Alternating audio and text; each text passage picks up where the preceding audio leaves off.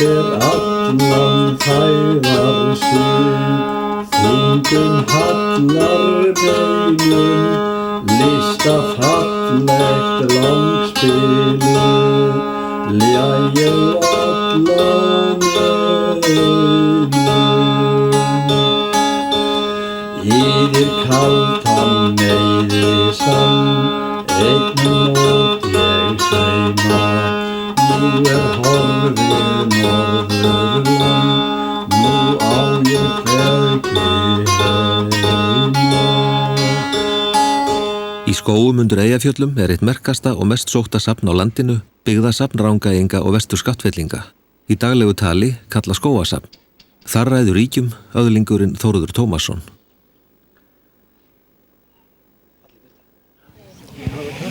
Já, Þórður einstæður maður, bæði að atorku og dugnaði, atorku sem að hefur ennustónum öll þessi ár og afkast hans eru meiri en líklega nokkurs annars manns á þessu sviði. Hann byrjaði sem þjóðfræðasafnari, þjóðháttasafnari, rithöfundur, gaf út þjóðsögur og þjóðsagnir. Síðan var hann þessi gríðarlega mikli safnari á alla forna muni, allt sem að lýsti lifnaðarháttum og verkháttum þjóðarinnar, og að lokum hefur hann orðið mjög mikill fræðimaður. Hann hefur unnið mjög fræðilega úr sínum rannsóknar efniviði sem að hann hefur safnað svo lengi til. En líklega þar sem að við sjáum aðalega eftir Þórð og kannski mun lengst halda minningar á lofti, það nú safnið hér sem að hann hefur komið á laggirnar alveg frá því að það byrjaði safnið í frumbernsku og til þess sem það er orðið nú. Safnið í skógum með elstu byggðasöfnum landsins, stofnað 1. desember 1949. Það var fyrstu árin í einu herbergi í Skógaskóla sem þá var að taka til starfa. Þórður, sem var meðal hvatamanna stofnun safnsins, kenndi söng við skólann og var organisti við Ásólskálakirkju. Ég flutti að skógum 1959 árslok og síðan fylgdist ég með bæjarhúsinu í Stóruborg til margra ára og hirti þær minjar sem koma þar upp úr sandinu. Þetta leiddi til þess að farið var í fornleifa uppgröft á vegum Þjóðminjasafnsins og þar úr jörð kom mikill fjöldi af hlutum og mikil heimild búsetu fólks hér á þessu svæði til 100 ára. Stóruborg var stórbýli á miðöldum, frægt fólk bjó þar. Anna á Stóruborg er alþekkt í sögunni, þar var kirkja.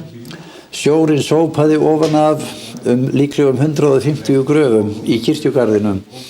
1969 þá byrjaði stórtæk eyðing þarna og ég hirti til fjölda ára eða margra ára allt sem kom úr jörðu. Margt hefur glatast því að brimið var ekki mjög góður rannsóknaraðili. Það flæddi þarna upp alla fjöru og braut niður hólinn og hér í þessum sýningapúltum eru ýmsar minjar sem eru komnar þarna úr þessari bæjarhús. Einkenni á því öllu er það að varðveislan er frábær. Leður, prjónles, vefnaður og tré, það kom allt ófúðu jörðu. Skór sem gæti verið frá því 1400, lítill barnskórir hérna og þetta vitnar líka það að skótau Íslendinga hefur verið miklu betra fyrir á öldum heldur en seinna var. Það er hér inniskór og vaðmáli, vel varðveittur og margt annara hluta. Mikið af því sem ég fann komið reyndar í varðveislustöð í Þjóðminjasafni. Það hér eru bara nokkur sýnisorn þess sem að jörðin geymdi á þessum stað. Ef við beinum auga okkar að þessu sýningapúlti þá eru hlutinni býsna margir og ekki allir stórir en eftir þetta verðir.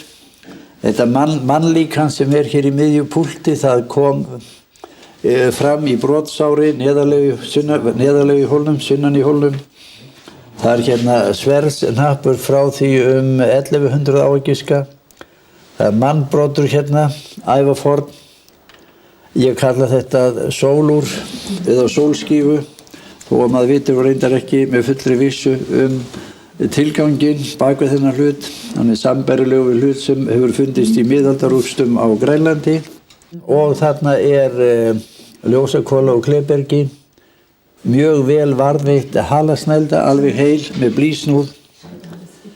Elstu hlutirnir, ef að hluti skildi kalla það, eru hérna svínsbein sem komu í ljós. Niðri í farvegi Bakkakotsár vestan við hólinn, þar hefur fyrsti bærinn staðið og bæjarústin, hún var þarna í farvegi árinnar og sjórinn gekk yfir hana á flæði sem sýnir það að þetta land hefur síu kannski minna 2 metra frá því á landnámsöld. Það er samdóma álit flestra sem heimsækja safnið í Skógum að þar sé Þórður sjálfur mesti dýrgripurinn. Sá fróðleiksbrunnur sem hann er sögu munana í safninu og fyrir eigendur þeirra. Hann kann skil á notkun hvers hlutar og þeim vinnubrögðum sem voru stunduð í gamla bændasamfélaginu aldir. Og hann er óþreytandi að sýna gestum safnið og segja frá. Safnkosturinn óx og 1954-5 var byggt hús yfir safnið á flötinni fyrir austan skólann og dugði lengi þótt þröngt hafi verið orðið undir það síðasta. Þar eru nú munir sem tilheyra heimilishaldi og handverki eins og gull- og silfursmíði en einnig almennum búnaðarháttum, ullarvinnu og matargerð. Margir listasmiðir voru í héraðinu bæði á tré og járn og í safninu er úrval verkfæra og smíðiskripa þessara gengnu snillinga. Þórður tekur á móti öllum að sömu alúð og sama áhuga á að fræða og skemmta í senn. Hvort sem á ferðinni er full rúta af Íslendingum, nokkrir forvitnir frakkar eða einn amerískur strákur, allir fá lag við sitt hæfi.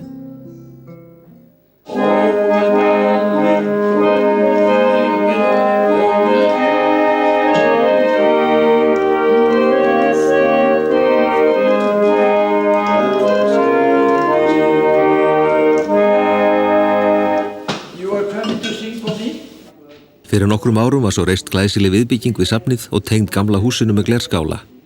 Hér eru minjar siglingu og sjósókn við hafnlausa strönd Suðurlands og hér skartar áraskipið Pétursey sínu fegursta undir seglum, stærsti og mikilvægasti gripur safnsins.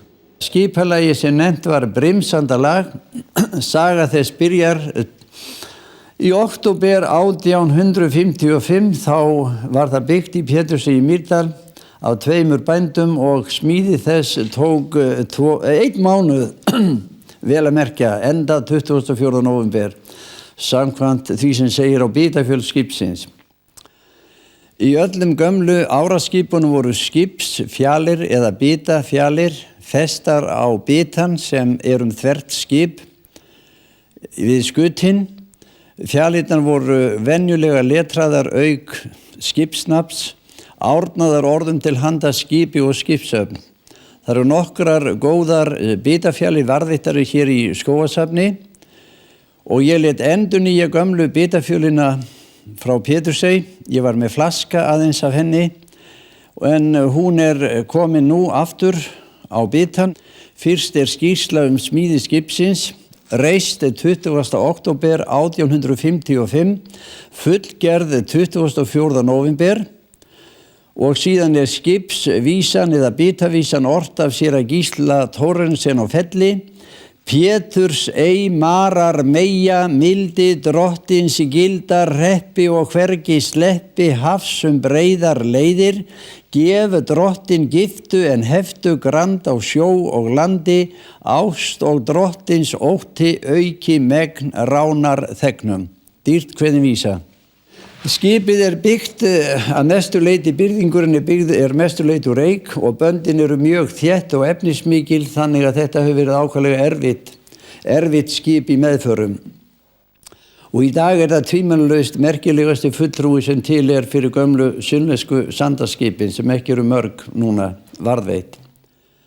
Brimsandalag það var í höfuðatriðum það sama á öllu svæðinu frá Þjórsá og austur í Hornafjörð. Þessi skip eru mjög breið, grunnskreið, lyfta sér vel í ölduna, eru bein á súð og var rennt við þegar lent var og látin slá flötu upp í sandinn. Það var flatlending sem kallað var. Á þessu skipi var 17 manna áhöfn og áttróið það og nú það búið möstrum og seglum. Í gamla daga fóru menn ekki í fiskiróður öðruvísi en að hafa með möstur og segl og það var vist öryggi í því. Það gat komið fyrir jafnvel að menn yrðu að leggja frá landi og leita út til Vestmannaeyja ef að brimaði snögglega sjó. Saga þessa skips, hún skráð hjá Eyjólfi á Hóli Mýrdal, Eyjólfi Guðmundsson í bókinni Pabbi og mamma frá þeim tíma þegar að faðir hans Guðmundur í Eyjólfum var formaður á skipinu. og föðurbróðir hans var annar þeirra manna, fluttust til frá ári til árs eftir sjávarlagi, eftir því hvernig eyrarnar lágu hérna við ströndina. Árið 1703 þá var fjölmennasta byggðarlag Íslands hér undir Eyjafjöllum, þá voru hér það bil 1100 manns skráður í manntal þegar rúmlega 50.000 manna bjuggu á öllu Íslandi og þessi fjöldi byggðist á útræði og sjósókn. Þeir voru hér einu sinni á sjó fyrir Eyjafjallasandi sjómenn og þá óð þorskurinn í torfum þannig að það sá ekki út yfir torfuna. Þá hljóp einn sjómaður upp á þótt í bátnum og hrópaði upp yfir sig, fórnaði pöndum og sagði: Nú sé ég fyrst hve Guð ríkur. Fagur syngur svanurinn sumarlanga tíð. Ég skal gefa þér gullið skríð, nýliðjan fríð. Fagur syngur svanurinn eyjar hlýð. Þótt safnið hið innra sé vissulega fróðlegt með öllum sínum gripum húsasafnið í Skógum ekki síður merkilegt. Tugur gamalla húsa sem hafa verið endurreist á safnsvæðinu og öðlast hér sitt framhaldslíf. Skemma frá Varmahlíð undir Eyjafjöllum, baðstofa frá Arnarhóli í Landeyjum, gestastofa frá Norðurgötum í Mýrdal, búr frá Seljalandi í Fljótskverfi, fjósbaðstofa frá Skál á Síðu, íbúðarhús frá Holti og enn fleiri bætast við. Næst safnahúsinu dæmigerður lítill torfbær sem snýr nokkrum burstum fram á hlaðið. Skemma, baðstofa og gestastofa og bæjarsundið á milli þeirra. Hér eru amboð og reiðtígi, klifberar og reiðingstorf og hér allt gert af þeirri vandvirkni, smekkvísi og snyrtimennsku sem einkennir safnið innandyra sem utan.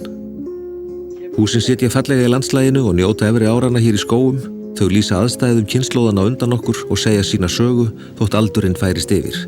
Rétt eins og safnvörðurinn sem kvikur og snar skýrst á milli húsanna og sýnir gestum handtök liðins tíma. Svo bara stuttum tíma þar. Já. Núna svona nálægt náður á þetta hjá mér.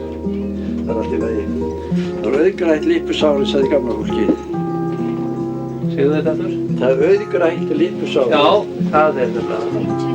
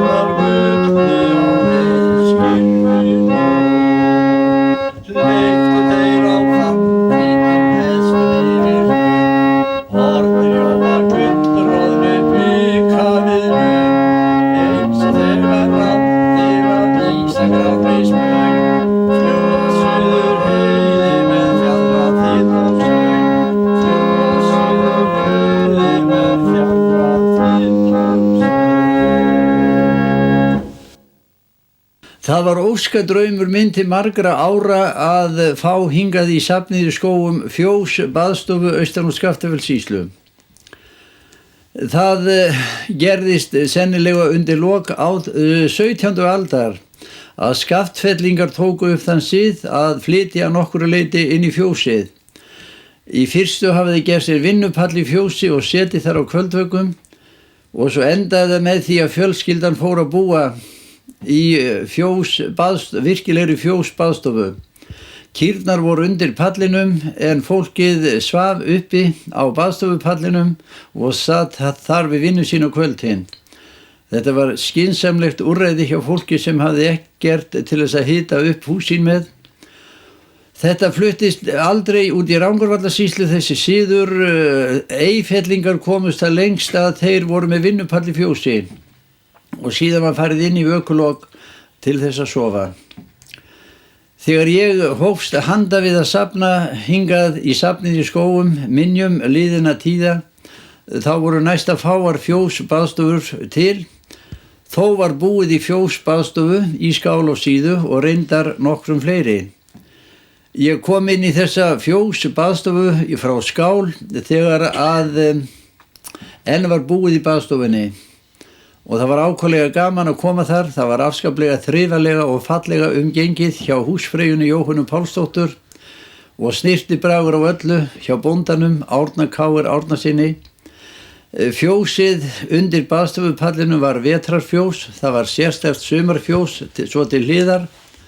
þar sem voru miklar grjóthellur á milli bása. Nú, það gerðist svo með góðu samþykki húsbænda í Skál, Árna og Jóhönnu, að byggðasafnið í Skógum fékk leyfi til þess að taka þessi hús niður og flytja hingað að Skógum. Það var gert 1988 og árið 1989 þá var bærinn endurreistur. Bak við baðstofuna hjónaherbergi sem var byggt nokkru seinna.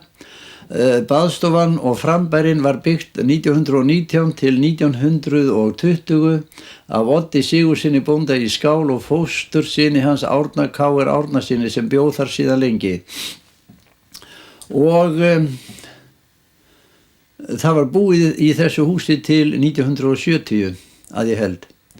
Og rafmagn komst inn í þennan bæ áður en fluttar úr honum. Og ég held að fólkið hafi átt sæmilega og notalega tilveru hér í bænum í Skál. Eldhúsið hér niðri og það var líka mjólkurhús því að strokkur og skilvinda eru þar á sérstöku borði. Og það lítil gestastofa einnig í bænum.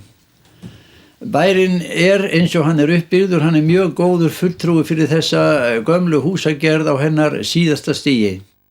Björt vei og hrein, mér unni heim, á ísaköldu landi.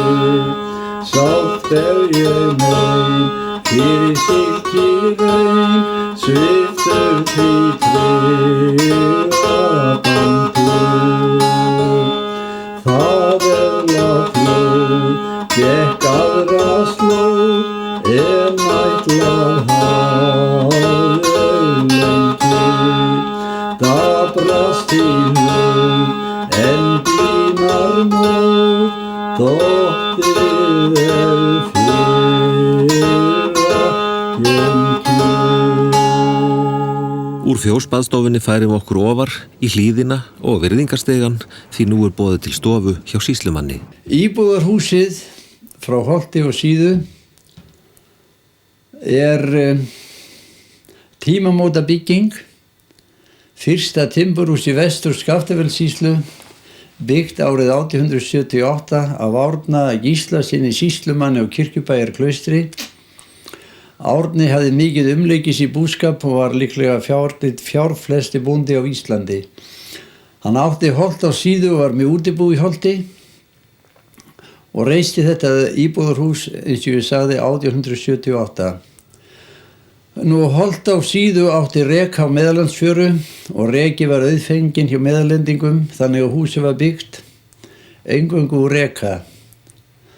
Og það ekki mjög mikið af upprunalegu viðum hér í neðri hluta hússins, en uppi á lofti allir gömlu viðirnir eins og þeir komið fyrir, myndarleg skarsúð með breiðum borðum. Hér í neðri hluta hússins þurfti að bæta talsvert miklu við. Ég reif húsið þegar það var rúmlega 100 ára gamalt og var næstum því að falli komið. Eigendurnir gáfu safninu húsið, Siggeir Björnsson í Holti og kona hans. Og húsið var endurbyggt árið 1980. Það var bara gamli kjarninn sem að ég flutti hingað. Það var búið að byggja skúra við húsið á 3 hliðar, en húsið var upphaflega byggt í hlaðinni tóft eins og það núna. Við hér í gömlu gestastofunni í Holti, vesturstofunni, og vel að merkja þiljurnar í henni eru ekki úr hinni upprunalegu byggingu. Það voru konar panelþiljur frá þessari öld, en ég átti kost á því að fá þiljur úr gestastofu austur á Seljalandi í Fljótshverfi og setti þær upp hérna í þessari stofu. Þetta hús bara 40 fermetrar. Þetta eins og góð gestastofa hjá nútíma fólki. En stendur vel fyrir sínu. Og nú húsmunir eru fæstir frá Holti, það skatthól hér í þessari stofu, smíðað úr mahónítré sem rak á Sólheimafjöru í Mýrdal 1870 og aðrir húsmunir eru gamlir, bæði héðan úr Rangárvallasýslu og úr vestur Skaftafellssýslu.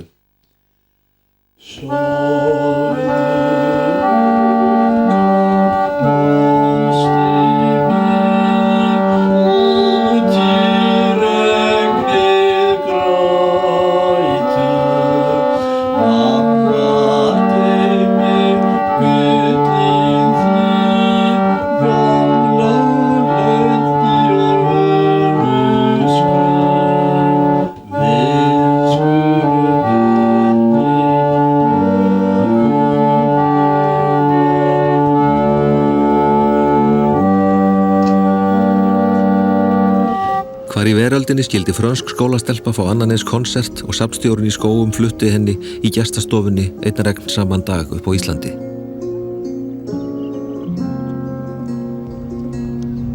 Það hafði lengi verið draumur Þórðar að kirkja risi á ný í Skógum og þar kom að hann lét drauminn rætast og byggði kirkju sem í senn gömul og ný. Hér í Skógum var kirkja í 800 ár, frá fyrstu kristni á Íslandi til ársins 1890. Þá var síðasta kirkja í Skógum, 50 ára gömul timburkirkja ofan feld og nú 108 árum seinna þá höfum við aftur kirkju í Skógum. Gamla Skógakirkja var helguð heilugum Nikulási, verndara ferðamanna á landi og sjó og ég segi að byggja kirkju fyrir heilaga Nikulás og það á vel við því að Skógar eru mikil ferðamannastaður. Og útlendingar eru farnir að koma í þessa kirkju og farnir að syngja fyrir mig sálma, andlega söngva og þeir spyrja, þetta prótestanta kirkja, þetta lútersk kirkja? Og ég segi, nei, þetta kirkja fyrir allt kristið fólk. Og það hefur aldrei verið byggð kirkja á Íslandi með þessum hætti. Þessi kirkja að sönnu ný að utan, en hið innra allt í henni gamalt að heita má.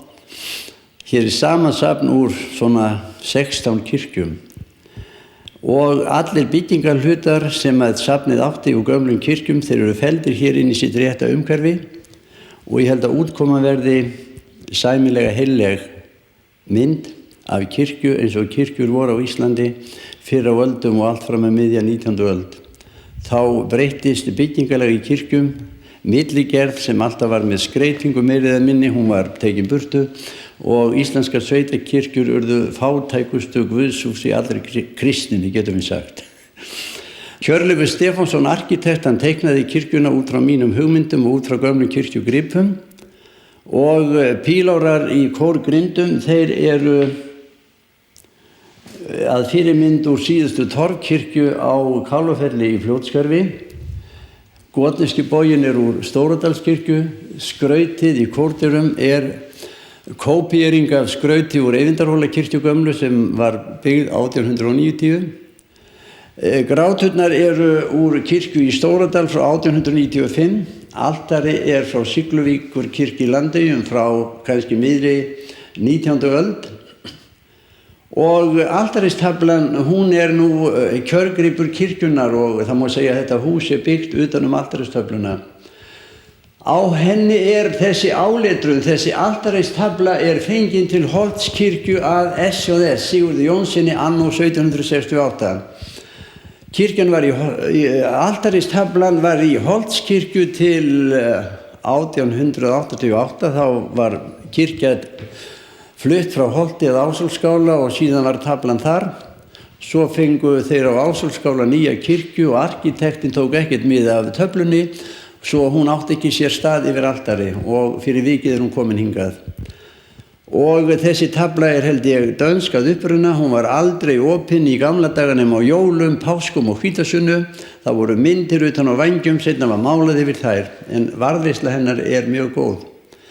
Altaristjakar frá 1767 voru í Steinakirkju undir Eyjafjöllum og hér uppi í skambita í kór ljósahjálmurinn gamli úr Steinakirkju undir Eyjafjöllum, veglegur gripur. Franskur að uppruna, ekkert kirkjulegt við hann. Það letrað á hann gefin af Hjörleifi Jónssoni 1846. Svo eru veggstjakar í kór sem eru frá Holtskirkju frá aldamótunum 1700. Predikunarstólinn úr Hábæjarkirkju, út í Þykkvabæ, áður í Háfi, og kópíering af himni í Eyvindarhólakirkju upp yfir honum. Allir bekkir í þessari kirkju, svo að segja, eru úr Kálfholtskirkju í Ásarhreppi frá 1879. Gluggar eru úr Grafarkirkju í Skaftártungu frá lokum síðustu aldar.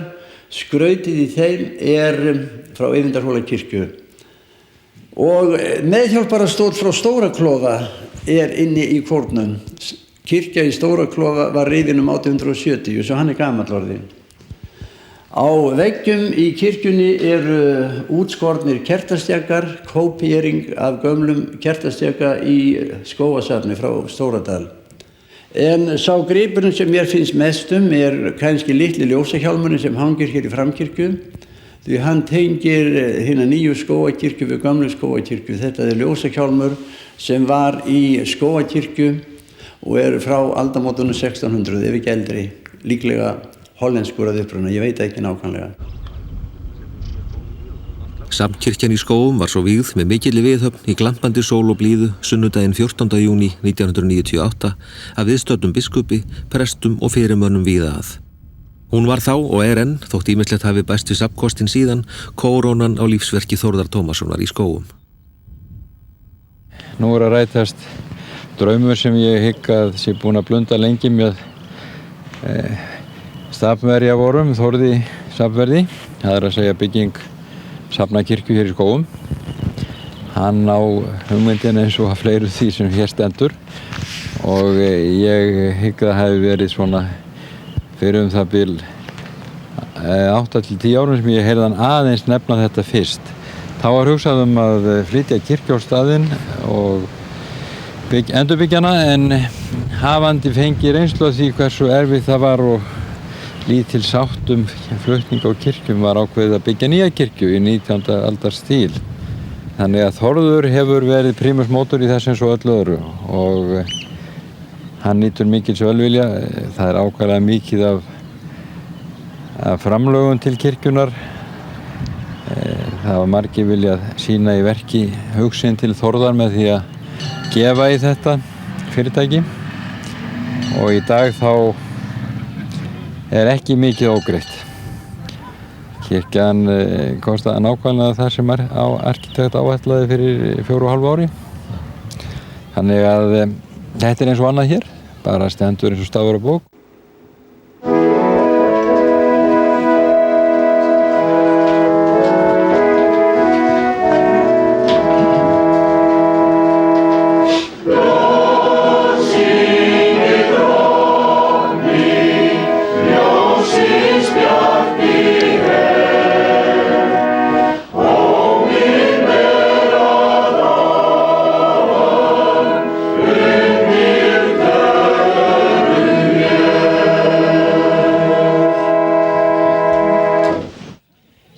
Það náttúrulega Þórður sem hefur staðið í fararbróti fyrir öllu þessu. Hann haft marga góða með sér náttúrulega til að hjálpa sér.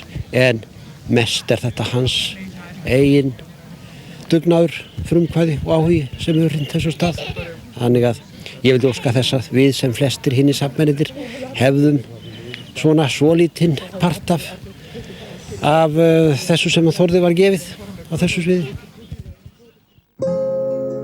Þótt fortíðin sé í öndvegi í skógasafni og andi liðins tíma leiki bustir og þil nútíðin nýtt til hins ítrasta til að búa safnið undir framtíðina. Hér aldrei unnt sér hvíldar, ný áform og ný viðfangsefni kalla. Í Skógum að rísa samgöngusafn Íslands í nýju húsi þar sem öll önnur hús á svæðinu gætu staðið innandyra. Verkefnið risavaxið en enginn skyldi láta sér bregða þótt í nýja safn verði komið í gagnið fyrr en varir. Þangað til þökkum við fyrir að mega ganga skógasafn í fylgd með Þórði Tómassyni.